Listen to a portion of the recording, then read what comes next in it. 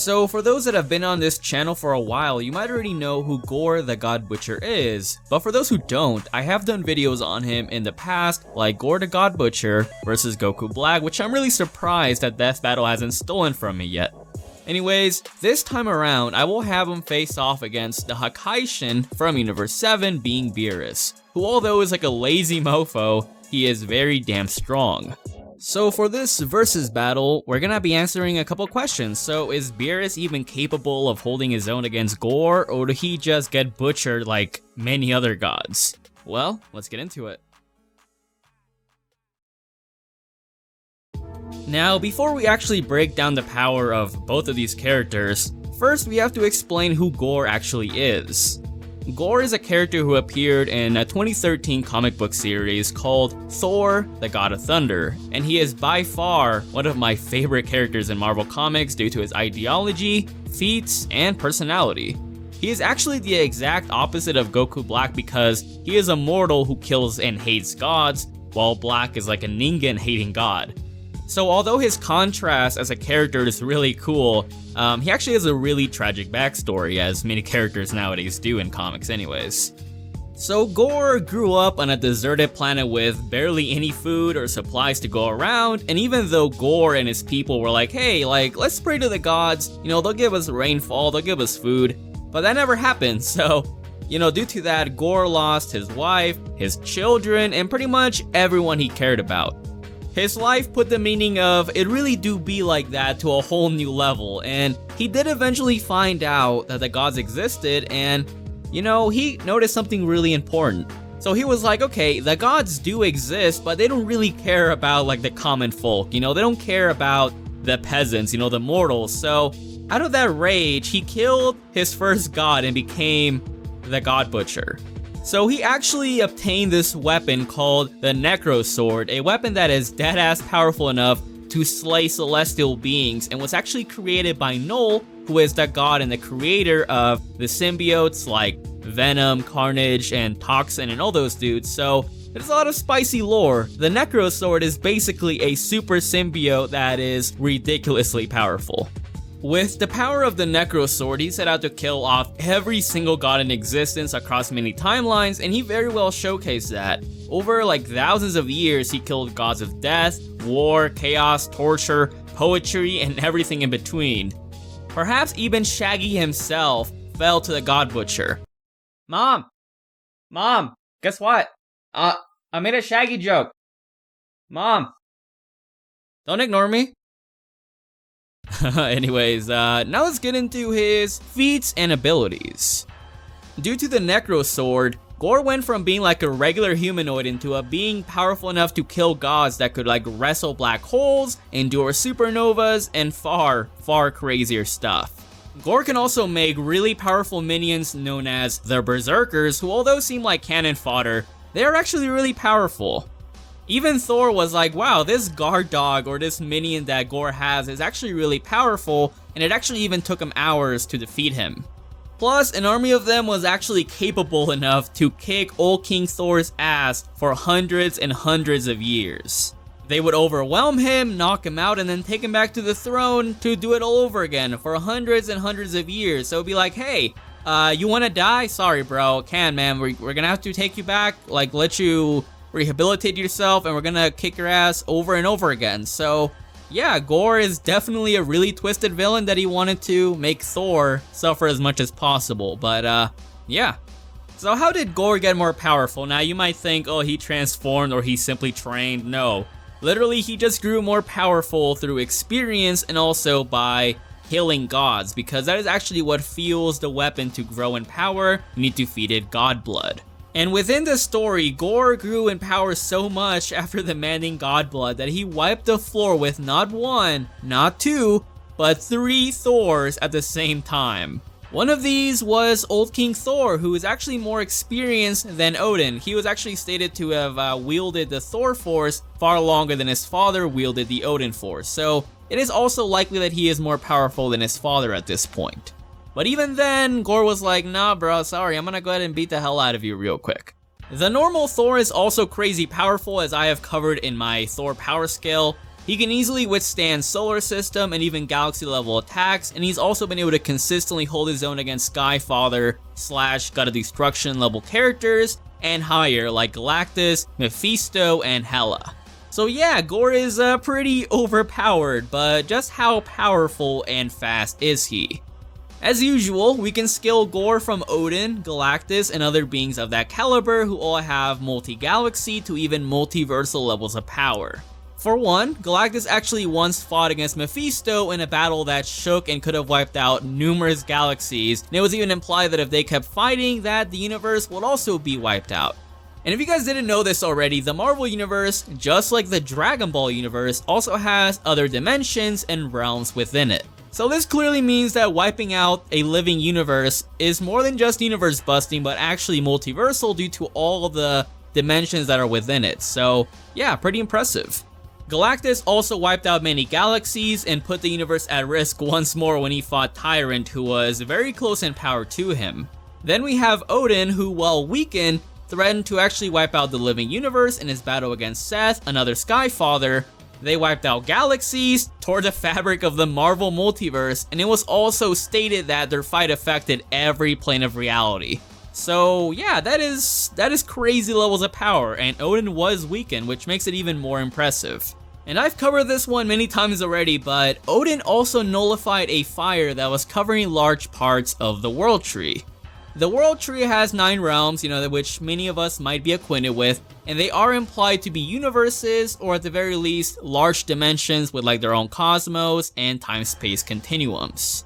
And if that was not crazy enough, the 9 realms are simply the tip of the iceberg.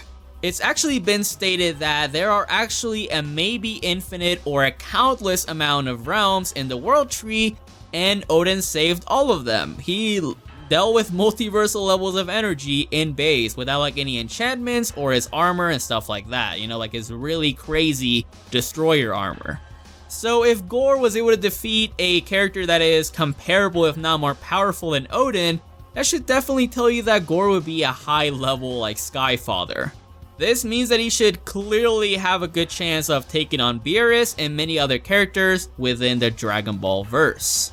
Now, how fast is Gorr? You could say he is billions, if not even trillions of times faster than light, basing it off of like how fast Thor is, but Gorr is more than likely immeasurable to some high degree. Now you might typically expect that a versus battle might have, oh, this character is this many times above light speed, but there are far better terms which you can't even calculate because they are way beyond the normal, like I guess you could say, reaches of speed. There is immeasurable speed, inaccessible speed, infinite speed, irrelevant speed. There's a lot of them out there, and I will explain what they are like in depth later on, but I have mentioned immeasurable speed before. If you don't know what immeasurable speed is, it is basically being able to move so fast that time holds no jurisdiction over you. Basically, you can move forward or backwards in time through pure speed alone.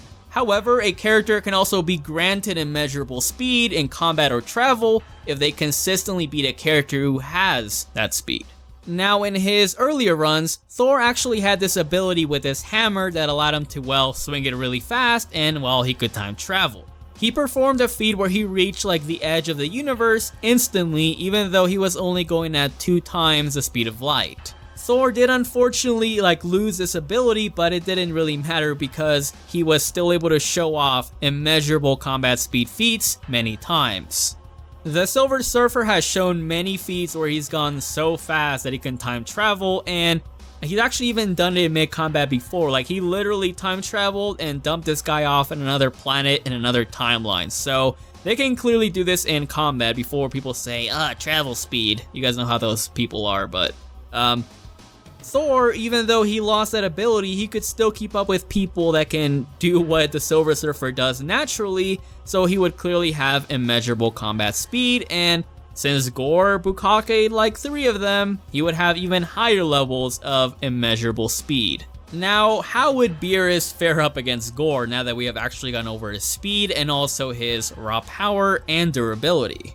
As many of you already know, Beerus is powerful enough that even while heavily suppressed, he could nullify energy that could have actually wiped out the entire Dragon Ball macrocosm of, well, Universe 7. Universe 7 is actually composed of several realms, like the Kaioshin realm, Hell, Heaven, the Afterlife, the Demon realm, and many of these are actually galaxy, if not even universe size, so clearly wiping Universe 7 out is more than just universe busting.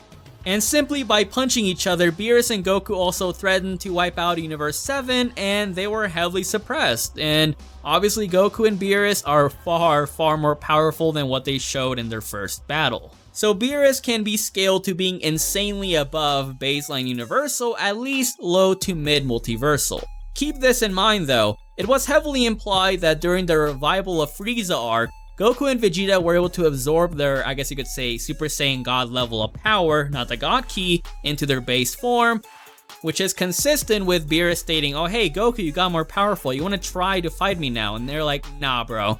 So, we also saw that Super Saiyan Goku was able to hold his own against a much more powerful Beerus, even though the God form ran out. So clearly, absorb God level of power is a thing in the series. And even with like that more powerful base form, getting Zenkai's and Potara fusion being a factor, Beerus was still not surpassed by Goku nor Vegeta.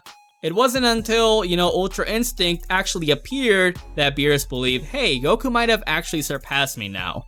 And that took him years to even get to that level. So going off of that simple scaling, I think it is very fair to say that Beerus is way above baseline Universal.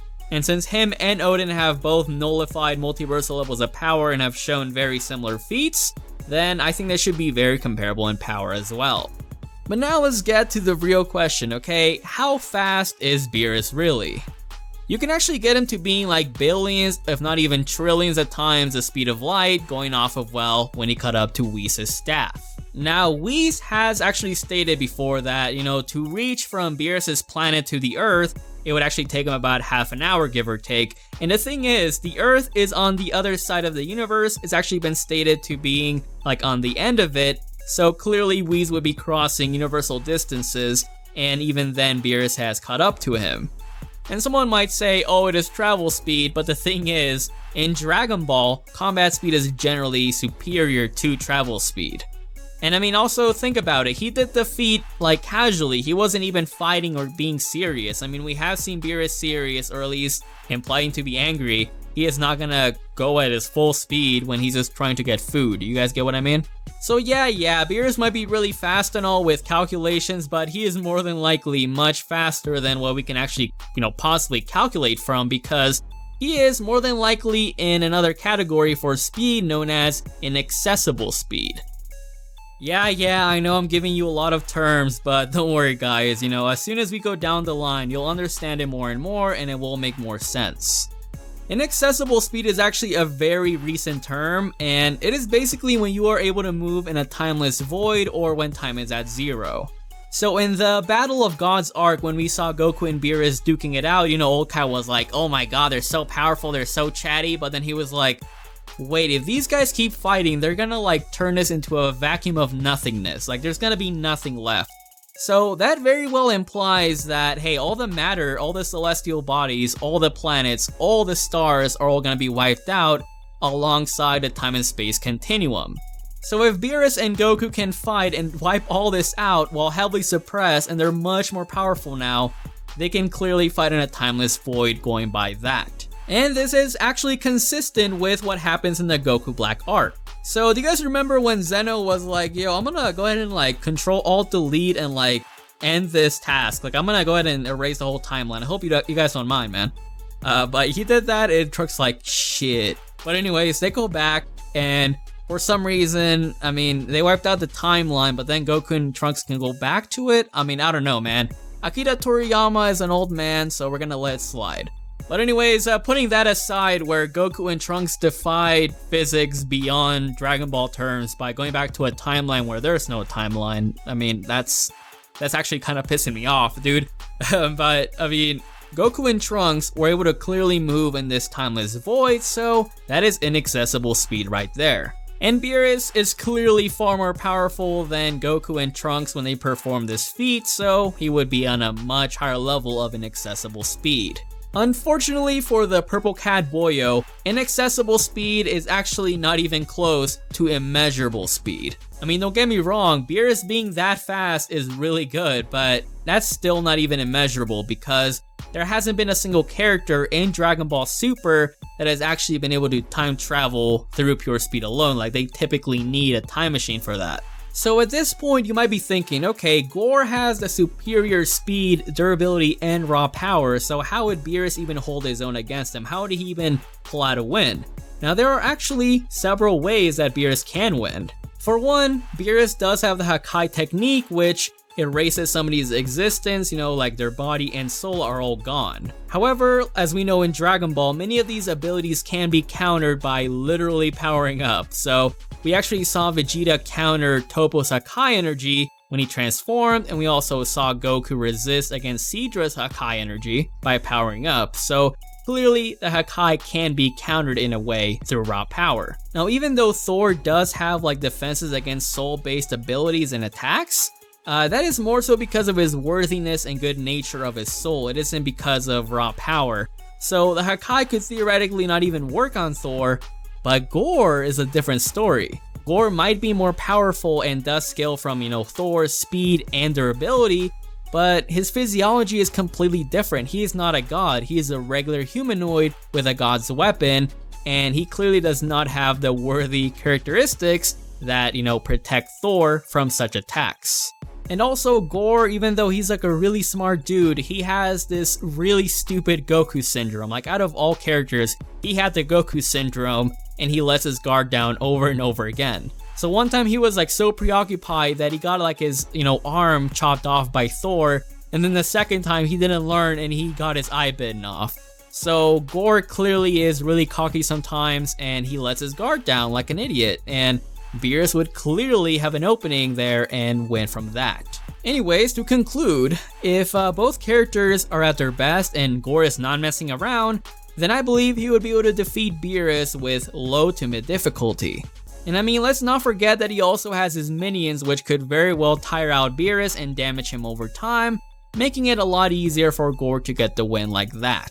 However, as I said, it's also possible that Beerus can pull out a win going by the nature of the Hakai and how it could very well possibly affect Gorr, and also because Gorr has his Goku syndrome, which would allow him to, let down his guard, and, Beerus can definitely get an opening from that. But yeah, I wonder who you guys think would win. I definitely wanted to explore several ways that the fight would go down, because not everything has to do with raw power and abilities, right? There's more to that as well. I also wanted to do this video because, Gorr fighting one of the most powerful gods in Dragon Ball seems very fitting. Speaking of, I'll actually be doing more Marvel and DC videos down the line, so please be sure to subscribe and like the video if you enjoyed, and yeah, I'll catch you thotties next time.